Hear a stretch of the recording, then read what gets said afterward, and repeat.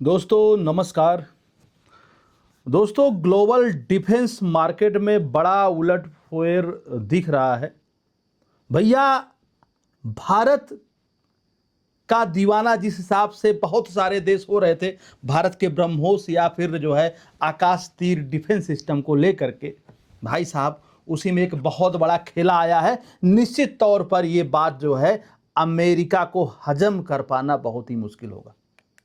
जी हाँ दोस्तों, खाड़ी देशों में एक सबसे बड़ा देश यूएई को चाहिए भारत का ब्रह्मोस मिसाइल और आकाश तीर डिफेंस सिस्टम। जब से यूएई ने जो है डिफेंस सिस्टम भारत से आकाश तीर डिफेंस सिस्टम और ब्रह्मोस मिसाइल लेने की बात करी है, तब से पूरे ग्लोबल हथियार मार्केट की अगर बात करूं, ग्लोबल डिफेंस मार्केट की बात करूं, तो पूरे मार्केट में हंगामा है कि भाई साहब फ्रांस, अमेरिका जो है ये सब देश हथियार जो है एक्सपोर्ट करते थे। अब भारत एक हथियार एक्सपोर्ट करने में एक रेप्यूटेड देश के रूप में देखा जा रहा है, क्योंकि भैया ऑपरेशन सिंदूर के दौरान भारत ने लाइव टेस्टिंग दिखाई थी। मतलब हथियार ऐसा कि मारो तो रिएक्ट करने का टाइम दुश्मन को ना मिले। और इस समय जो हालात जो है पश्चिम एशिया में है, उसको देखते हुए यूएई ने फैसला किया है कि हमारे पास भले आयरन डोम है, भले आयरन बीम है या अमेरिका का थर्ड डिफेंस सिस्टम है, लेकिन अपन को चाहिए भारत का आकाश तीर भी चाहिए। मेरे को मुझे मतलब यूएई के साख में कोई भी कमी नहीं होनी चाहिए। जिस हिसाब से पूरे मिडिल ईस्ट के वार में, मतलब जिसको हम लोग पश्चिम एशिया कहते हैं, उसमें ईरान ने जिस हिसाब से सबसे ज्यादा जो हमला किया वो यूएई के ऊपर किया, तो यूएई को अपनी साख बचाने के लिए चारों तरफ अभेद्य किला बनाना है। फिर जो है यूएई को नजर आता है कि भारत के पास में एक ऐसी मिसाइल है, मतलब उसको मारने के बाद में दुश्मन को जो है रिएक्ट करने का टाइम नहीं मिलता है, तो वो मिसाइल हमें चाहिए, यानी कि ब्रह्मोस मिसाइल चाहिए, साथ में आकाश तीर डिफेंस सिस्टम चाहिए जो एआई पे आधारित है, वो डिफेंस सिस्टम चाहिए ताकि यूएई का किला सेफ रहे। वैसे तो आयरन बीम और आयरन डोम ने भी यूएई के ऊपर दागी गई मैक्सिमम मिसाइल को जो है निस्तानाबूद किया था। यूएई की धरती पर, मतलब अबू धाबी और दुबई की धरती पर गिरने के पहले ही खत्म कर दिया था। लेकिन जिस हिसाब से जो है ग्लोबल मार्केट, ग्लोबल सिचुएशन बदल रही है, उसको देख के दुबई ने कहा मुझे भारत का जो है डिफेंस सिस्टम भी चाहिए। और ये बात जो है भारत के विरोधियों को, खास करके पाकिस्तान को जो है बिल्कुल जो है पचेगी नहीं। वैसे भी पाकिस्तान के जो प्रधानमंत्री हैं, उन्होंने ऑन कैमरा बोला कि भैया ब्रह्मोस के खौफ के बारे में बताते हुए बोला कि हमको रिएक्ट करने का टाइम ही नहीं मिला, इतनी घातक मिसाइल थी। 30 सेकंड में जो है पाकिस्तान के अंदर जो है गड्ढे खोद दिए, एकदम दुश्मन के ठिकाने को निस्तानाबूद कर दिया। ऐसी मिसाइल, भाई साहब जब किसी मिसाइल की टेस्टिंग लाइव हो, तब भाई साहब उसका रेपुटेशन पूरी दुनिया में बढ़ जाता है।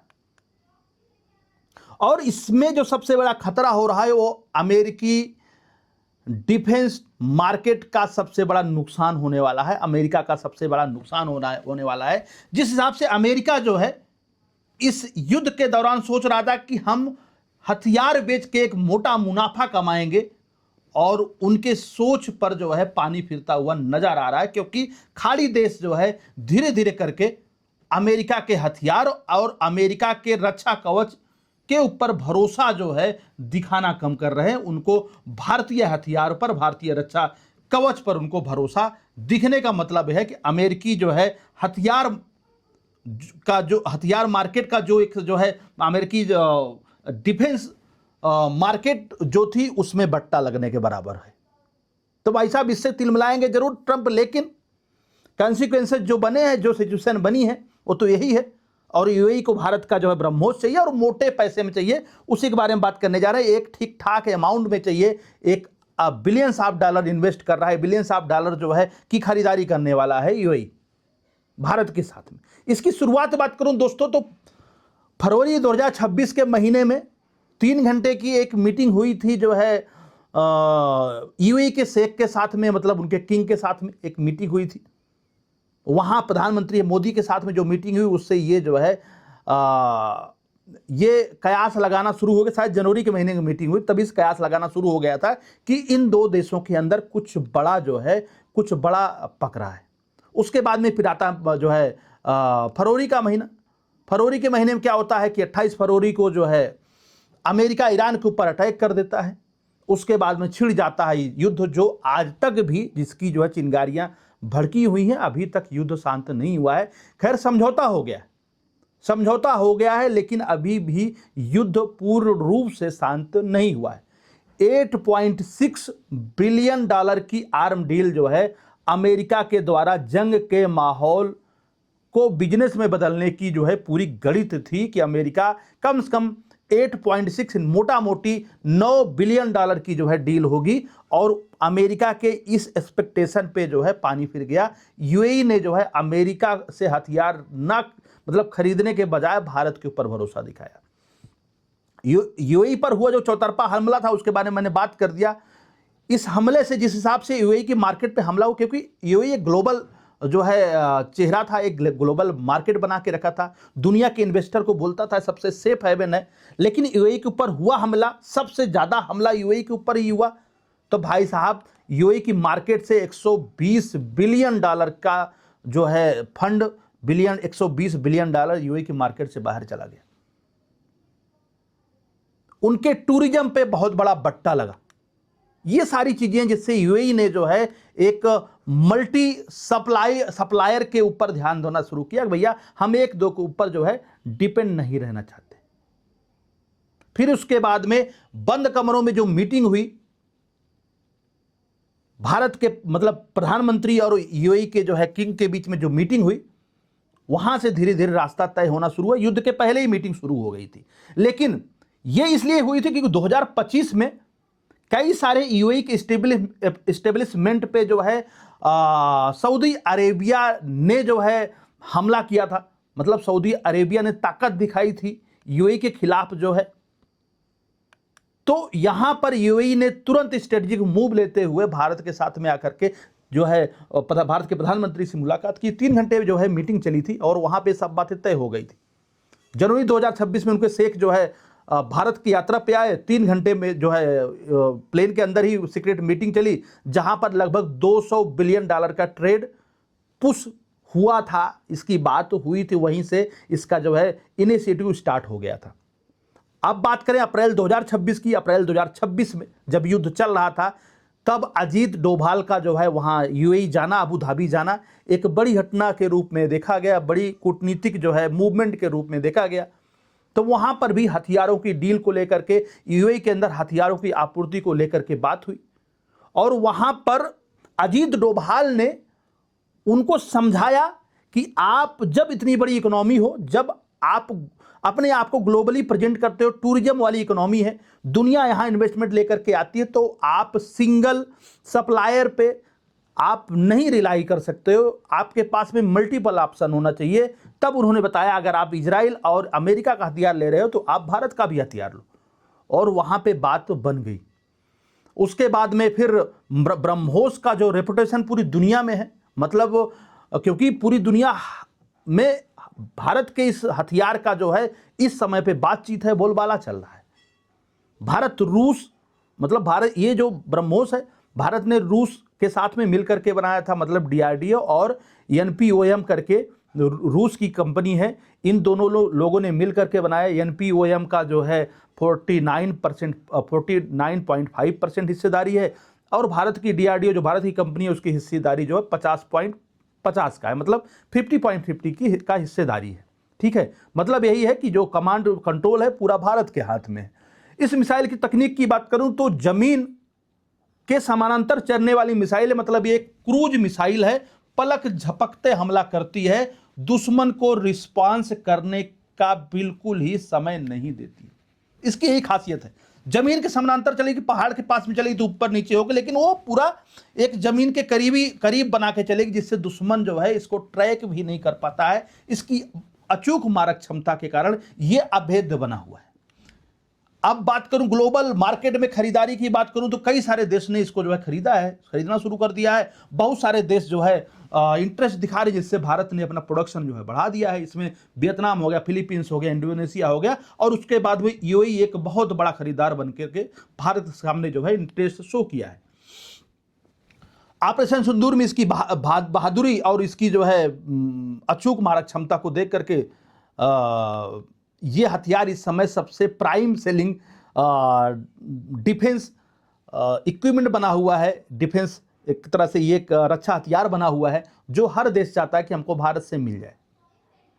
तो अक्टूबर 2025 से 2026 तक का जो सैन्य एक्शन हमारा रहा, भारत के ब्रह्मोस का लाइव कॉम्बैट वैलिडेशन जो रहा, चीनी एयर डिफेंस सिस्टम के हिसाब से ऑपरेशन सिंदूर में मार गिराया, HQ-9 को मार गिराया था, वहां पर भी जो है इस हथियार की बहुत ज़्यादा जो है इसके बहादुरी के किस्से कहे जाने लगे। उसके बाद में इसका जो है 30 सेकेंड के अंदर ये मतलब इसकी जो स्पीड है मैक 2.5 के आसपास है, मतलब लगभग ये मैक 2.5 के आसपास की स्पीड, मतलब मैक 3 के आसपास की स्पीड है, हो सकता ज़्यादा भी हो।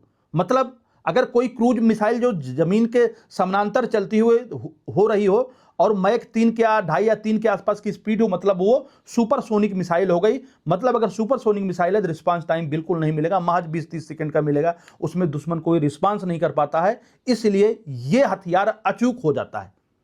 आप आसमान का उसके बाद में पहला हथियार हो गया ये ब्रह्मोस। दूसरा हथियार में जो इंटरेस्ट दिखाया है वो है आकाश तीर डिफेंस सिस्टम की। अब यूएई के चाहिए जो है आकाश तीर डिफेंस सिस्टम भी, क्योंकि यूएई के पास में आयरन डोम, आयरन बीम ऑलरेडी इजराइल ने तैनात कर रखा है, ठीक है ना। लेकिन आयरन जो अपना ये आकाश तीर है, ये AI powered automated combat system है, जिसको भारत इलेक्ट्रॉनिक लिमिटेड द्वारा विकसित किया गया है। और इसमें जो रडार सिस्टम लगाया है, इसरो ने लगाया है। इसमें इसरो का रडार का कॉम्बिनेशन है। सैटेलाइट डेटा के जरिए ड्रोन और मिसाइल को हवा में ही न्यूट्रलाइज करने की अचूक क्षमता इसके अंदर है। तो भैया अब यूएई चाह रहा है कि हमारे पास में ब्रह्मोस हो, अगर कोई अपनी गलत निगाह दिखाए तो हम उसको वहीं पर जाके निस्तानाबूद कर दें। और हमारे पास में आयरन ड्रोन, आयरन बीम दोनों होने के बावजूद हमको आकाश तीर भी चाहिए जो एआई प्लेटफॉर्म पे आधारित है, ताकि दुश्मन अगर इन सारे डिफेंस सिस्टम से कुछ बच के आए तो आकाश तीर उसको वहीं पर मार गिराए। मतलब यूएई की धरती पर एक भी दुश्मन का जो है हथियार न गिरने पाए, उसको आसमान में ही स्वाहा कर दिया जाए। इसको लेकर के जो है यूएई ने भारी भरकम डील भारत के साथ में की है। अब यही है कि भैया पापा को बड़ी परेशानी होगी, बड़ी परेशानी होने वाली है। और देशों को जो है अपने आप को ग्लोबल डिफेंस सिस्टम, मतलब डिफेंस मार्केट की बात करूं, जो मोटा शेयर जिनके पास में है, उनको प्रॉब्लम होने वाली है। और भारत ने ऑपरेशन सिंदूर के बाद से ये हथियार जो है बेचना शुरू कर दिया है। यूएई अगर ये हथियार पूरे जो कैपेसिटी में जो है डीलिंग है अगर लेता है, तब भारत के लिए एक बहुत बड़ा लाभकारी सौदा होगा। और यही नहीं, यूएई ने जब से सऊदी अरेबिया ने उसके ऊपर जो है दिसंबर के आसपास जो है उसके कई सारे प्रतिष्ठित संस्थानों पे अटैक करवाया, तब से जो है यूएई सऊदी अरब के साथ नहीं रहना चाहता किसी भी समझौते में। तो उसने ओपेक को भी जो है तोड़ दिया है। मतलब जो एक ऑर्गेनाइजेशन था जो है पेट्रोलियम प्रोडक्शन कंट्रीज का, वहाँ से भी बाहर निकल आया, क्योंकि वहाँ पर लगभग 2 मिलियन बैरल कैपेसिटी ही इनको अलाट थी। तो ओपेक से बाहर निकलने के बाद अब यूएई जो है कम से कम 5 मिलियन बैरल पर डे का प्रोडक्शन कैपेसिटी बढ़ा लेगा। और फुजैरा रिफाइनरी की कैपेसिटी इस समय जो है यूएई बढ़ा रहा है, जिससे भारत को सीधे फायदा मिलने वाला है। क्योंकि जब प्रधानमंत्री ने अभी पिछला दौरा हुआ था जो है यूएई, तब यूएई के साथ में स्ट्रेटेजिक डील हुई है, जो कि यूएई भारत में स्ट्रेटेजिक ऑयल रिजर्व बनाएगा। तो बहुत सारे फायदे हैं। लेकिन यह मूवमेंट ग्लोबल मार्केट में भारत का दबदबा देख करके बहुत लोगों के पसीने छूटने वाले हैं। हो सकता है कि पाकिस्तान जैसे नापाक देश के साथ मिलकर के भारत को घेरने की भी कोशिश की जाए। होता क्या है कि कभी कभी सामने से इंसान विरोध नहीं कर पाता कोई, तो पीछे से जो दुश्मन होते हैं उनको लोग पुश करते हैं, जैसे तुर्की हो गया, बहुत सारे हो गए। हो सकता है अमेरिका भी ऐसा करे, क्योंकि मार्केट अमेरिका की खराब हो रही है। तो ये सारी चीजें हैं, लेकिन आई होप कि सब कुछ बढ़िया रहे, ऐसा कुछ ना हो। लेकिन भारत अपनी खुद मुख्तारी और जो है कहते नहीं, अपने स्वायत्ता के साथ में कभी समझौता नहीं करता है। भारत के लोग, भारत के जो है जितने भी जो है डिफेंस मैन्युफैक्चरिंग और रिसर्च डेवलपमेंट सेंटर हैं, उनको सबको मैं जो है, प्राइवेट या गवर्नमेंटेड है, सबको मैं बधाई देता हूं कि आप सबके मेहनत से आज भारत इस स्थिति में है कि भारत जो है, भारत एक्सपोर्ट करने की पटल पे आगे बढ़ रहा है। जिस हिसाब से सिपरी ने रिपोर्ट छापा था कि भारत आज भी सबसे बड़ा आर्म्ड इंपोर्टर है, लेकिन उसके उलट भारत एक्सपोर्टर बढ़ रहा है। और इसकी बहुत बहुत बधाई दूंगा उन सारे लोगों को जिन लोगों ने इस क्या बोलते हैं, मुहिम में साथ दिया है। वो किसी भी तरीके से हो सकता है। इसी साथ वीडियो कंप्लीट करते हैं। अगर वीडियो अच्छा लगा हो तो भाई शेयर करें, ताकि बरनौल लेने की नौबत आए भारत के दुश्मनों को।